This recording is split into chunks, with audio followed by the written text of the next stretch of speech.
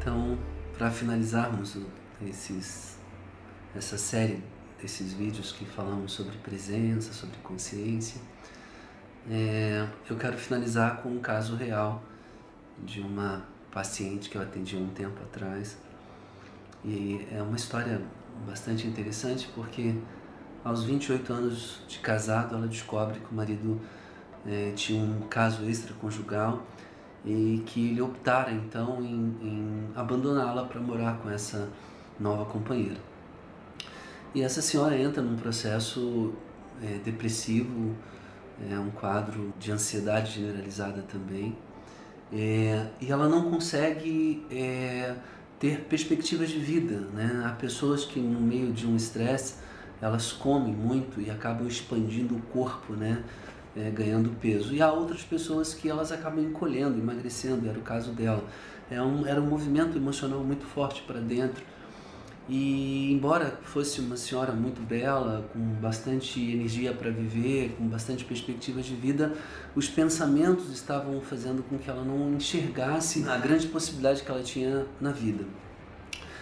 O que eu chamei lá no segundo vídeo de foco, né? O foco era apenas a relação que havia acabado e ainda o amor que ela sentia pelo ex-marido. Ao colocá-la dentro da mandala, era perceptível que o passado trazia nostalgia, lembranças boas, talvez ruins, e o passado trazia uma dor muito grande. As histórias que ela contava para ela do passado era do que ela tinha vivido nesse casamento de 28 anos. Era aquilo que ela não percebeu. Quando ela olhava então para o passado, ela contava histórias para ela também de culpa, porque onde ela havia errado, o que ela tinha feito. É muito comum isso, quando alguém é trocado, de ficar se avaliando, onde foi que eu errei. As histórias que ela contava para ela do futuro também eram muito terríveis, porque ela passou a vida toda sonhando com um homem, e de repente ela se vê só. Como que ela iria iniciar a vida, como seria o futuro agora sozinha? O futuro era algo muito nebuloso, muito cinza para ela. A opinião que os outros tinham reforçava um estado de vítima nela, porque todo mundo dizia que ela era honesta, como que ele fez isso com ela, como que ele ousou fazer isso. E então quando ela baseava a vida naquilo que as pessoas diziam, ela quase se convencia de que ela era quase uma santa, e que ela não merecia o que tinha acontecido. E as pessoas sempre traziam notícias também do ex-marido, e sempre eu falo que nesse momento tem os amigos de Jó, os cavaleiros do Apocalipse, que vêm contar as coisas que sabem do que ele fez, dos presentes que ele deu, das viagens que ele fez. Então toda vez que ela ficava ouvindo as histórias dos outros, o processo depressivo ainda afundava mais. Automaticamente, com tudo isso, como estava o ego? Extremamente fragilizado. Ela não tinha uma autoimagem, ela imaginava as histórias que ela contava para ela que ela não era capaz, né? Que quase aos 50 anos, que a vida não tinha mais como ser revista.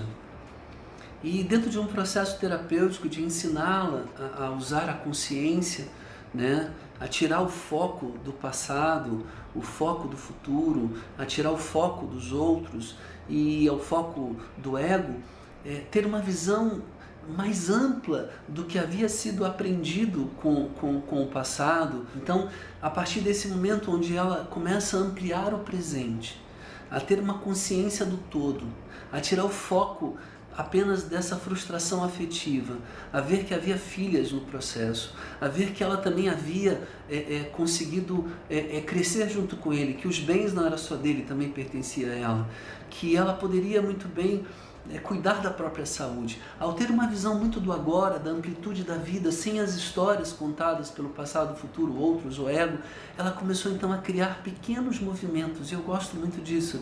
Porque quando o foco se abre, ele tem que se abrir muito lentamente. Porque se você está num momento difícil e abre uma visão, você se agonia mais, porque mesmo vendo você não consegue caminhar.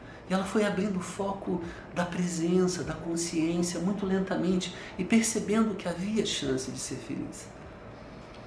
A postura dela foi bem interessante, porque ela começou a se cuidar, começou a ir à academia, a frequentar um forró da terceira idade e começou a ter realmente uma vida mais plena. O que acontece é que o ex-marido, ao vê-la com uma nova embalagem, talvez com uma nova forma de vida, ele retorna, ele quer voltar. A história tem várias nuances até a volta dele, tem várias coisas que ela exige, né? E acabam voltando, né? A história tem um final feliz. Mas o que esse caso clínico me ensina é que como nós nos desgastamos com as histórias que nós contamos. E quando nós paramos de contar para nós histórias relacionadas ao passado, ao futuro, ao que os outros pensam e ao meu ego, o que me resta é apenas a realidade. E o que me resta é o que fazer a partir de agora. E aí eu vejo que e é uma opinião minha, já não é mais do Moss e na Mandala, é que existe algumas formas inteligentes de visitar esses lugares, né, para o bem-estar. Eu posso olhar para o futuro não com expectativa, mas com objetivos. E eu vou sempre voltar ao centro da mandala, que é o agora, porque esse futuro só será criado se tiver ações hoje. A diferença para mim entre o realizador e o sonhador é que o sonhador vive antecipando o futuro, de alguma forma. O realizador, ele tem ações agora, a partir da consciência, o que ele precisa mudar hoje. E talvez seja o convite para você, de perguntar a você o que você precisa mudar hoje para conquistar os sonhos que você quer conquistar.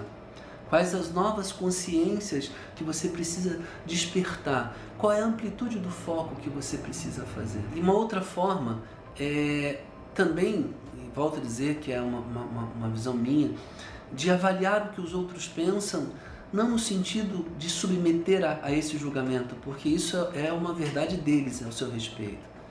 Mas Jesus, certa vez, ele pergunta aos discípulos: o que pensam os outros que eu sou?